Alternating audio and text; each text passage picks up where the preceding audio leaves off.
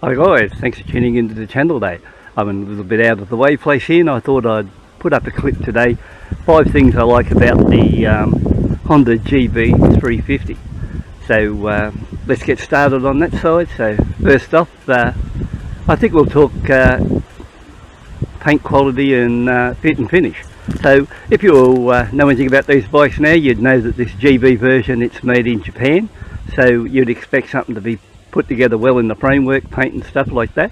So if you're in the market and you buy one of these bikes, you won't be disappointed there, because I'm really impressed on how well this bike is put together. And when you look here at the welds in different areas, here, up in this section here, down here, they're all first class, so there's no drama there whatsoever. It's really nicely put together and you won't disappoint in that line. Now the other thing is with these particular bikes, that in India they're also known as a Honda 350. Now I really don't know how they're put together, but if it's anything to go on Royal Enfields, how they're put together lately, they're put together pretty well, the old Enfields now compared to the old days. So you'd be very happy in that line. But apart from my side, like if you're in the market and you say, oh well, you put this as your #1 feature, you must think it's pretty good. Well, yeah. Compared to a couple of the bikes I'd bought from Honda, I think they were assembled in Thailand, compared to this one in Japan. I remember getting a 350, a Honda CRF 300L. It came with a buckle front wheel, so that was a bit of a drama with that particular bike.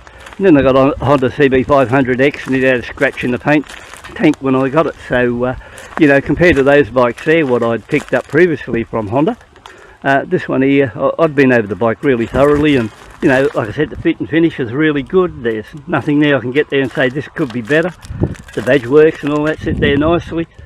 Yeah, I'm not real struck on the high gloss paint casings, but you know, not a great deal you can do about that, because you can only buy them, you can't get there and select how you want it made.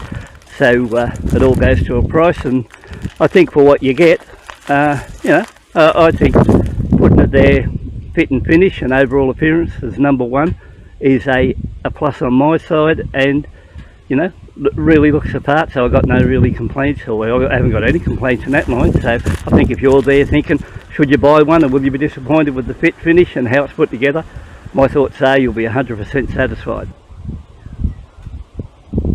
Yeah, so #2 on it would be the engine on this particular bike. So it's a 20 horsepower, equal to what's in the classic 350 Reborn, and overall I'm pretty impressed with the engine. As far as in areas where, if you ask where's its power source, well, it really puts it together in the first 3 gears. So off the mark, the other day or yesterday I did a 0 to 50 mile an hour and did a very lazy one, no effort whatsoever, and just ran it to I think 11 seconds, and that was using traction control and all. So you know, it took off pretty well. I reckon if I was serious I could have probably knocked 2 seconds off it, but I you know, it's only a low kilometre bike at the moment. I didn't want to cause any drama there.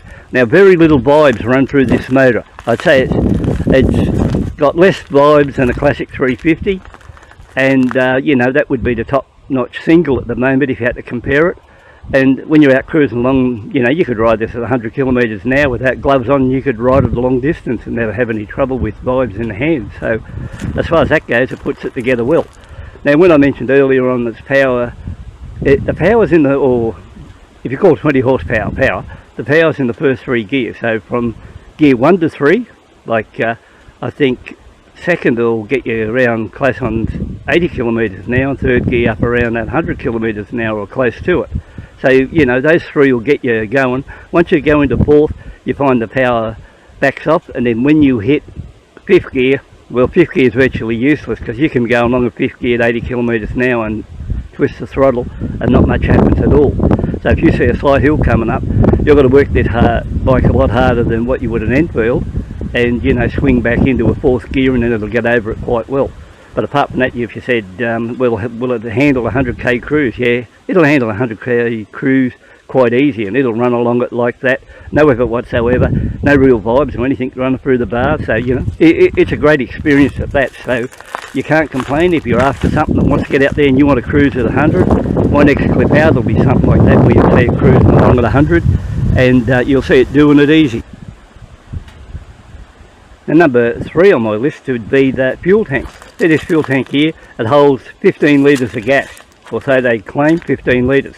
Now, when I first bought the bike, I filled it right up with petrol, took it for a run, and by the time I got to where the fuel lights started flashing, I'd travelled 445 kilometres. So I thought, geez, that's pretty good.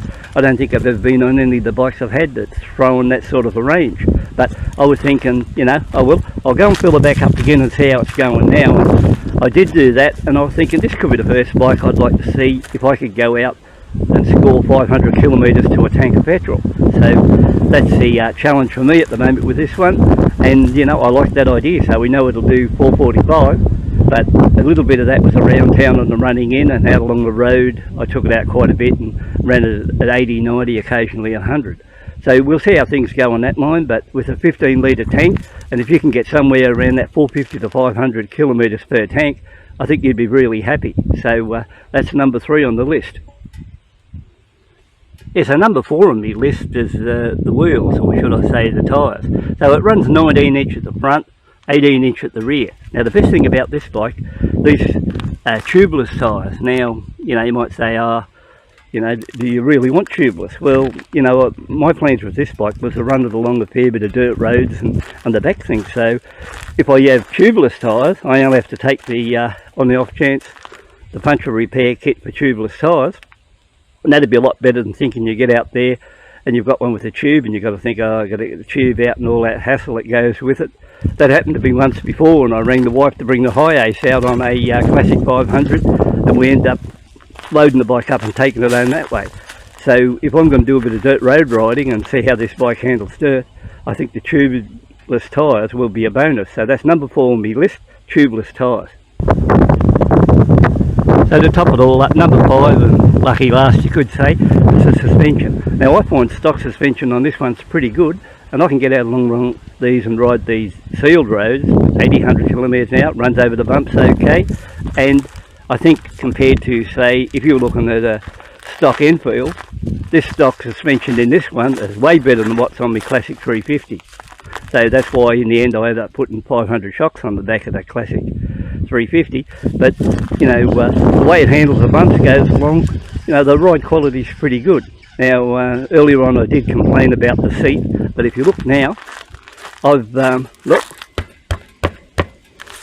everything's good on the seat now because I've pulled the seat, fitted foam blocks under it, or little foam inserts, and that's got rid of the rattle in the seat. So once again, good, no troubles there. But the seat is really hard, so I just don't like the seat. And if you're here for the first time, I did fit the classic 350 reborn heel toe shifter. So apart from that, those are the only things on it. Throws a nice profile there as it is now. And you know, overall I thought I did the 5 things I don't like. These are the 5 things I like, or 5 best features. And hopefully you'll think, you know, to yourself later on, maybe it's worth a, you know, visit for your local Honda dealer, see if you can get a ride on one, get a demo on one. I think it's not a bad bike. Don't think you're going to get out there and, you know, first impressions around town, you know, you go through the first 3 gears and say this is a powerhouse out on the road, because once you get out on the road you've got to ride them harder and you've got to use that gearbox.